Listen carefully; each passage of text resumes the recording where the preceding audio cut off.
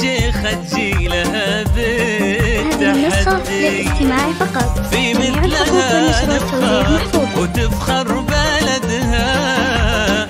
الله في عمر العزيزة يمدي، يا رب زدها عز، يا رب زدها. نادين شيخ تجيلها